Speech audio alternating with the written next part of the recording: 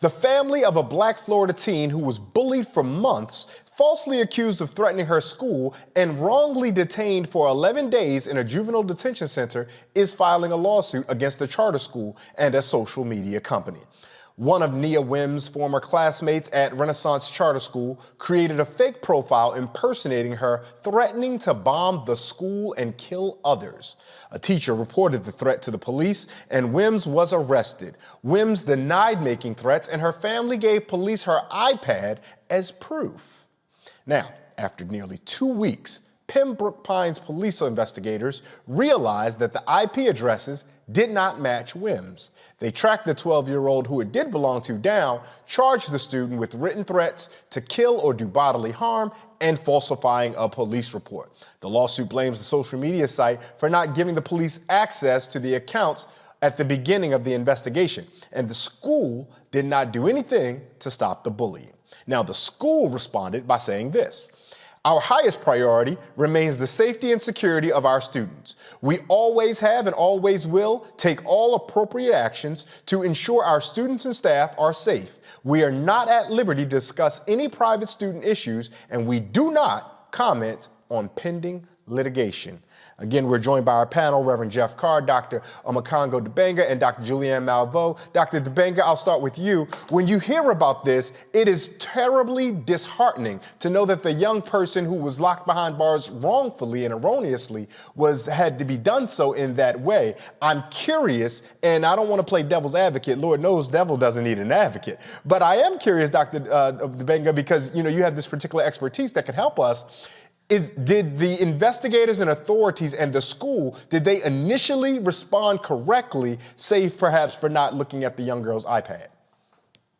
Oh, absolutely not. And I would go further before all of this happened. Just the family had requested meetings as it relates to the bullying that was taking place before she was eventually taken out of the school. So from the beginning, there were failures because these schools have a tendency to not listen to our children who are speaking up on these issues. So they were failures at every step of the line. Now, once we get to the point where we got this fake social media posts and so on and so forth, it doesn't take 2 weeks to figure this stuff out if you care enough about addressing the concerns and the needs of our kids.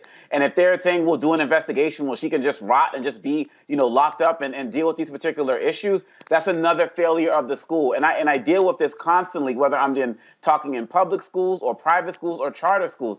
The ability to not listen to parents, especially Black parents, when they're bringing up real issues is real, and it happens too often. And it's not until something extreme happens like this, then people start paying attention. So the school can make its announcement that our first priority is the safety of the school, but what about the safety of this child? The family offered to be able to give up the iPad to be able to do this investigation. It doesn't take 2 weeks, regardless of what the social media company does. You have a tech department in your school. You have police resources as well that you could have used to figure this out. They just did not care. And though this sounds like an extreme example, we have minor examples of this happening every single day where our children are not listening to. And also coming out of COVID, our kids are dealing with more mental illness and stress as they're coming back into schools. I'll be in a school tomorrow, for example, and the girls are dealing with issues getting back into school more than the boys are because there's issues of like physical appearance and how you look after being quarantined for so long, and the mental stress is real. And so what's going to happen with this child having to deal with this experience that didn't have to last 2 weeks? They failed her in the beginning. They failed her throughout the beginning of this process, and they're failing her now. And the family deserves better than this. Reverend Carr, when you hear Dr. Dibanga talk so passionately about how the young girl was failed, were there any spaces where we could have intervened to prevent this from happening the way it did? Oh, sure. But again, it goes back to your shirt, and it goes back to the conversation that we had in the last segment. It's about the culture that you create, and it's about the culture that you create in a school.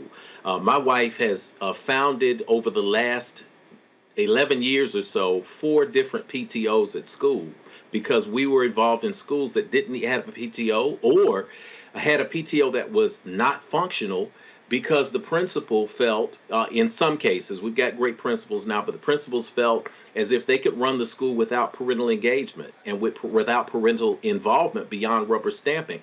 That's a poor culture for a school environment.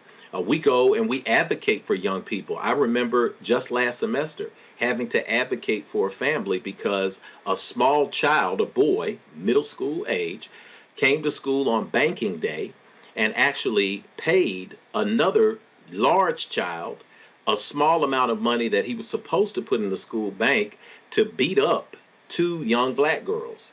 Fortunately, the young man went directly to the principal and said, I feel really wrong about this. And when we brought the situation to a court, to a table, and we sat down to talk, even the parent defended the young man's actions, and the school was unable to even say, we've got to do something about this. We can't investigate it even further. We have to create cultures in schools where kids are believed, where they are protected from bullying. The pressure now is a whole lot different than it was when I was growing up. I grew up in a culture where if you had a bully, you were sent back to school and you were sent to fight the bully, and there was no problems. But I also didn't grow up with Instagram. I didn't grow up with Facebook and Twitter. I didn't grow up with TikTok. When you watch your children deal with the pressures that they're dealing with on these social media platforms, you recognize we are living in a new era. I think about one night that I spent when I was 17 years old in a juvenile cell for doing something absolutely dumb, as 17-year-olds tend to do. And I remember lying on that metal bed and saying, never again. I'm going to change my life because of the hell that I am seeing around me. It was terrifying. And that was one night for a man who was a boy who was on the cusp of manhood. I cannot imagine what that little baby went through. And I'm going to say little baby, and y'all forgive me a second, man, because I got a daughter that'll be 13 this year. And my youngest daughter is 10. My oldest is 27. So when you think about a culture that will not protect, especially our little girls, then guess what? We've got to step up in these spaces and make sure that they're protected from a parental space, from a school space. The school is liable for this. As Dr. Omekongo said, listen, you could have gotten the iPad immediately. You could have gotten to the bottom of this in 24 hours. You could have called a tech specialist with the school system. They could have helped intervene with the police. And this is not rocket science. To let a little girl sit in a juvenile cell for 11 days, it's unbelievable. It's immoral. And absolutely, whoever had any involvement in this, from the school administration to the local municipality to the police department, everyone should pay for this. And they should pay for it not only financially, but by creating a new culture in these school systems where our babies are protected.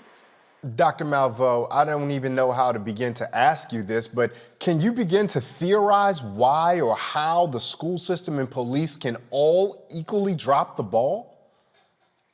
First of all, Black women and girls are seen as at the bottom of the totem pole. We're less than. We're simply less than. We're not seen as human. We've seen over the years videos of like a police officer grabbing a young girl by her braids. We've seen all of this. This hurts me to my soul because much of my work has been about uplifting Black women and girls. And when you see 11 days, as Reverend Carr has said, I mean, I was a horrible child. They used to just send me to juvenile to try to straighten me out. Anyway, and they get me there. My dad was an assistant superintendent of schools. They get me there. They get me out in about 4 or 5 hours. And by then I was scared straight for like another 2 weeks. So I can't imagine a child being put in juvenile for 11 days away from her parents. But Black women, Ray, we're seeing the vitriol against Black women from the bottom to the top. We see it at the top with this crap that this Georgetown professor says a lesser Black woman is going to be considered for the Supreme Court. Give me a you-know-what break. Then we go to the attacks on Lisa Cook, a phenomenally accomplished economist who has been nominated for the Federal Reserve. And we see how she's been attacked as a Black woman with that idiot Tucker Carlson, who somebody just needs to give him a lobotomy, and that would probably solve some problems. When he says that, she's not qualified to teach principle of economics at community college, bull duty. I mean, and so it trickles all the way down And we do understand, and let me make it clear, the first sexual harassment case that was brought to the United States Supreme Court was brought by a sister named Michelle Vinson. And the case was Vinson versus Meritor. And it was a bank in DC called Meritor Bank, where they basically had men extorting sex from women and telling them they weren't going to keep their jobs unless they gave it up. And blessedly, the court found in Michelle Vinson's favor, but it took a couple of decades, and of course, who knows what happened to her. But here's the point. Black women have always been at the bottom of the totem pole. We've been sexualized, we've been marginalized, and so this is not surprising, but it's extraordinarily disturbing. And as Reverend Carr says, if you have young women in your life, and I'm an educator and was the president of a women's college, this hits you to your soul. It really does. What did this girl do? How did she feel? And how will she be impacted 6 months from now, a year from now? How will it change the way that she engages with the world? Everybody involved needs to be effing fired. Back to that Roland Martin unfiltered video in just one moment.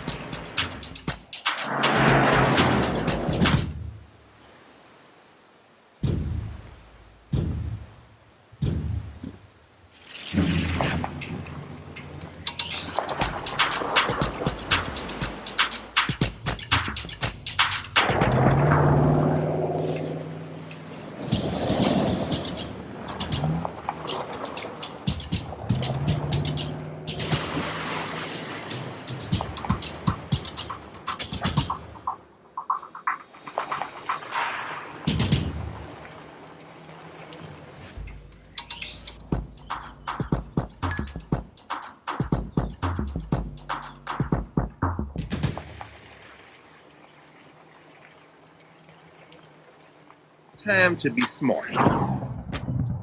Roland Martin's doing this every day. Oh, no punches! Thank you, Roland Martin, for always giving voice to the issues. Look for Roland Martin in the whirlwind, to quote Marcus Garvey again. The video looks phenomenal, so I'm really excited to see it on my big screen. Support this man, Black Media. He makes sure that our stories are told. See, there's a difference between Black Star Network and Black-owned media and something like CNN. I got to defer to the brilliance of Dr. Carr and to the brilliance of the Black Star Network. I am rolling with Roland all the way. Honored to be on a show that you own. A black man owns the show. Folks, Black Star Network is here. I'm real revolutionary right now.